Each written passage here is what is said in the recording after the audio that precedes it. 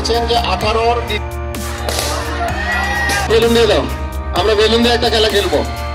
বাংলাদেশ আরেকবার তুমি দাও দেখি, মাইকটা ঠিক করে দাও। সম্ভাষণ জানাচ্ছি।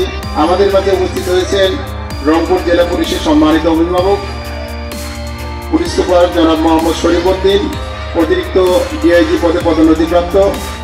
বাংলাদেশের স্টুডেন্টরা কি ঠিক না?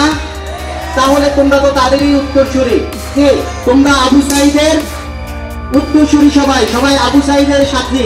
কিভাবে বুক পেতে দিয়ে গুলি নিয়ে অন্যায়ের বিরুদ্ধে রুখে দাঁড়িয়েছে।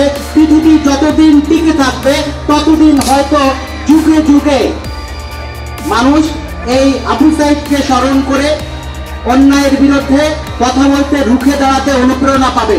কিছু নির্ভর করছে বর্তমান যে তারুণ্যের সমাজ, সম্পূর্ণটা তোমাদের উপরে। এই জেন থেকেই মূলত আমাদের যে স্বৈরাচার পতনের আন্দোলন পীরগাছা উপজেলায় এই জেন মাঠ থেকেই শুরু হয়েছিল। আমি সবগুলো ব্যাচের স্বতঃস্ফূর্ত অংশগ্রহণ দেখেছি, যার মধ্যে 2022 ব্যাচ ছিল অন্যতম। তারা এই আন্দোলনের প্রথম অফারটি নিয়ে আমার কাছে এসেছিল। হাসিনা সরকারের 17 বছরে আমরা যারা বিরোধী দল করেছি, আমার পাশে মুকুল ভাই আছে, মামলায় জর্জরিত। 30 দিনের 25 দিনে আমাদের কোর্টের মধ্যে হাজিরা দিতে হয়েছে।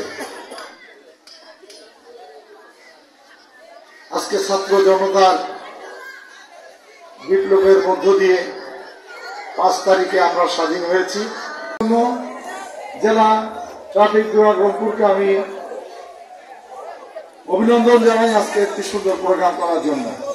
ট্রাফিক ম্যানেজমেন্টের মধ্য দিয়ে আমরা নিরাপদ সড়ক নিশ্চিত করতে চাই এবং নিরাপদ সড়ক নিশ্চিত করার মধ্য দিয়ে বাংলাদেশের নাগরিক সমাজের জীবনের যে যুষ্টি, যে শিক্ষার্থীরা হচ্ছে একটা সমাজের সবচেয়ে অগ্রসর, সবচেয়ে ভালো চিন্তা এবং সবচেয়ে নিষ্পাপ মানুষ।